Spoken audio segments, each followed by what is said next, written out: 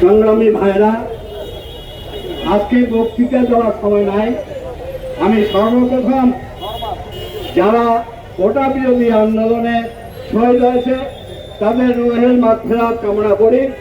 যারা আহত হয়েছে এবং অসুস্থ তাদের রোগ মুক্তির জন্য দোয়া কামনা করে আমাদের স্বাধীনতার ঘোষক শহীদ রাষ্ট্রপতি জিয়াউর রহমানকে স্মরণ করে দু একটি কথা বলে শেষ করব।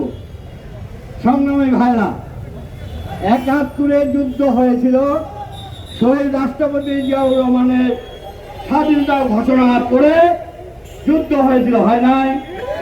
আমরা দেশ স্বাধীন করেছি, করে নাই?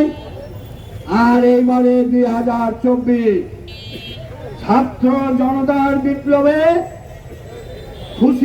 খুনি হাসিনা সরকার, অঘোষিত সরকার, যে সরকারটা ১৫ বছর যাবত এদেশের মানুষকে নির্যাতন করছে, শোষণ করছে, হত্যা করছে, খুন করছে, তাদের হাত থেকে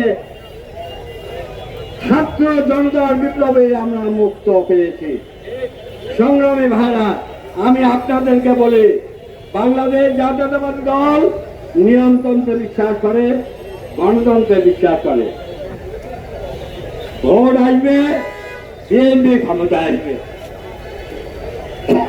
আপনাদের চাওয়া পাওয়া আছে। নিশ্চয়ই গণতান্ত্রিক সরকার প্রতিষ্ঠিত হলে আপনাদের চাওয়া পাওয়া ইনশাল্লাহ আমরা পূরণ করব। তবে মানে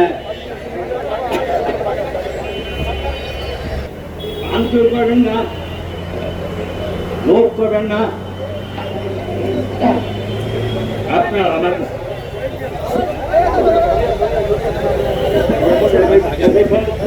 উনি একটু অসুস্থ, যাই হোক